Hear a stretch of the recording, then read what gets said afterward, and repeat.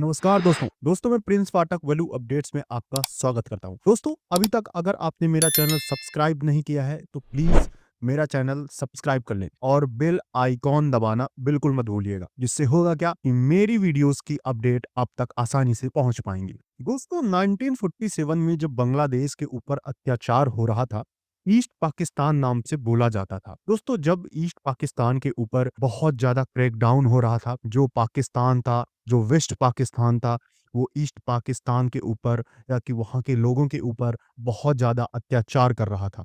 वहाँ की जो आर्मी थी, वो जो बांग्लादेश के लोग थे, उनके ऊपर बहुत ज़्यादा सीरियस थ्रेट कर रही थी।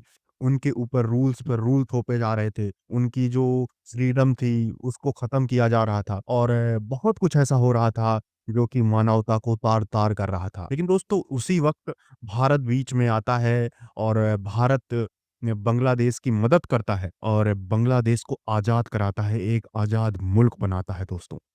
लेकिन दोस्तों कहते हैं ना कि कुत्ते की पूँछ को आप कितना भी सीधा करने की कोशिश करें, कुत्ते की पूँछ हमेशा कुत्ते की पूँछ ही रहती है। इसी तरीके से हाल है बांग्लादेश का। दोस्तों बांग्लादेश इतने सालों बाद 1947 से लेके 2025 आ गया है। इतने सालों में बांग्लादेश की विचारधारा और भी कट्टरता की ओर चली गई है। दोस्तों कभी-कभी लगता है कि इनको कितना भी सुधारने की कोशिश करें, ये हमेशा बैकवर्ड ही जाएँगे। दोस्तों बांग्लादेश ने अभी जो करने की कोशिश की है, ये बहुत ही ज़्यादा इंडिया के लिए थ्रेटनिंग सिचुएशन है। इसका सबसे बड़ा रीज़न ये है दोस्तों, क्योंकि बांग्लादेश अब फिर से अपनी पुरानी विचारधारा की तरफ लौट रहा है।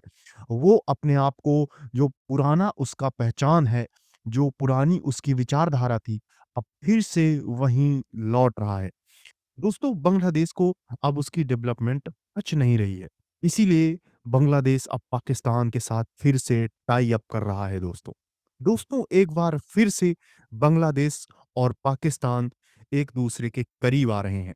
दोस्तों मोहम्मद यूनिस, जो कि इल्लीगली एक गलत प्रोटेस्ट करके बांग्लादेश के फर्जी पीएम बन गए हैं, अब वो बांग्लादेश को पाकिस्तान के साथ एक्सट्रीमिज्म के साथ जोड़ रहे हैं। वो पाकिस्तान की विचारधारा को बांग्लादेश में प्रमोट कर रहे हैं। वैसे बांग्लादेश के जो नए पीएम बने हैं, उनको अमेरिका का पपेट भी बोला जाता है।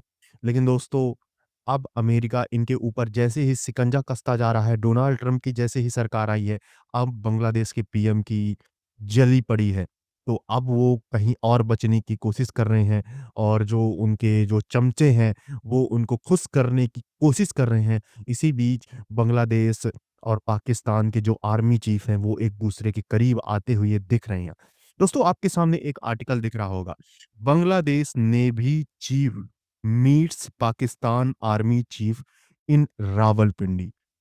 दोस्तों आपने आर्टिकल में देखा कि किस तरीके से बांग्लादेश और पाकिस्तान के जो आर्मी टाइज हो रहे हैं। मैं ये भी नहीं कह रहा कि पॉलिटिकल टाइज और विचारधारा टाइज, इतना जहर है इन लोगों के अंदर कि भारत इतने सालों से इनके लिए जो करता आ रहा है, वो सब कुछ भुला के एक ऐसे देश के साथ टाई अप करने जा रहे हैं, जो हमेशा भारत के लिए गलत और जहर उगलता आ रहा है। रावलपिंडी में फ्राइडे को एक मल्टीनेशनल नेवी एक्सरसाइज ऑर्गेनाइज्ड की गई, जिसमें बांग्लादेश की आर्मी और पाकिस्तान की आर्मी के बीच एक टाई अप हुआ।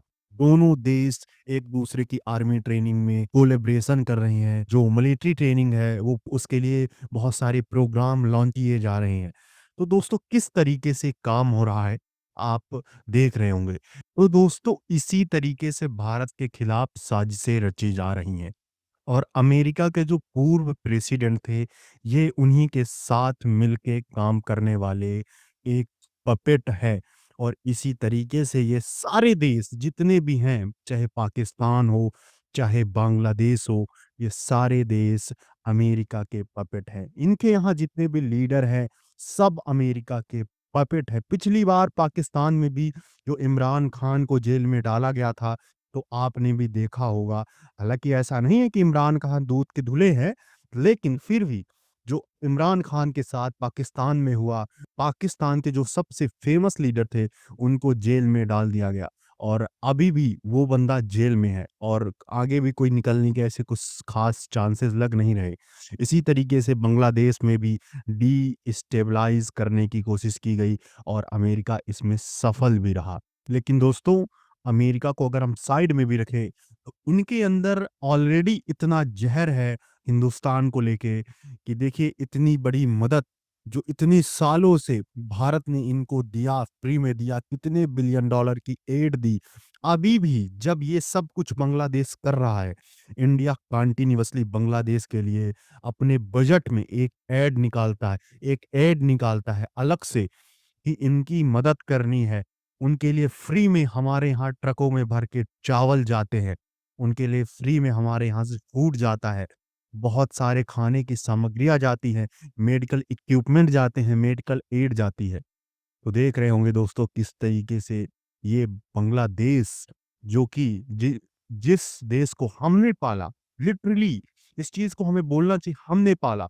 भारत की कंपनियां बांग्लादेश में जाके वर्क कर रही थी और बांग्लादेश को डेवलप कर रही थी। भारत कितनी बार बांग्लादेश की मदद कर चुका है, कितनी बार हमने फ्री में इनको पैसे दिए, कितनी बार हमने इनको डिजास्टर से निकाला, कितनी बार इनकी मदद की, कितनी बार इनके लोगों की मदद की। और यही लोग आज बांग्लादेश के अंदर इंडिया के लिए इतनी ज़्यादा ज़हर बोने वाली बातें कर रहे हैं और ऐसा काम कर रहे हैं जो कि भारत के इंटरेस्ट को हार्ट करे। तो चलिए दोस्तों, आप इसके बारे में क्या सोचते हैं? हमें ज़रूर बताइएगा। हर बुराई का अंत होता है, तो इस बुराई का अंत भी ज़रूर होगा। ज़रूर इसका खामियाज़ा बांग्लादेश को भुगतना पड़ेगा। ख़ैर मुझे दुःख तो उनके यहाँ जो मासूम रह रहे लोगों लोगों के लिए है, मुझे दुःख वहाँ की माइनॉरिटीज़ के लिए है, बाकी एक्सट्रीमिस्ट के लिए तो मुझे वहाँ की कोई सिम्पैथी नहीं है। दोस्तों, आप क्या सोचते हैं? मुझे कमेंट सेक्शन में लिख के ज़रूर बताइएगा। Thank you. दोस्तों, आपने हमारी वीडियो यहाँ तक देखी। आपको वीडियो कैसी लगी प्लीज कमेंट में लिख के जरूर बताइएगा। और दोस्तों, अपना व्यक्तित्व आप इस तरीके से डेवलप करें कि कोई भी आपके पास बैठने में सेफ महसूस करे।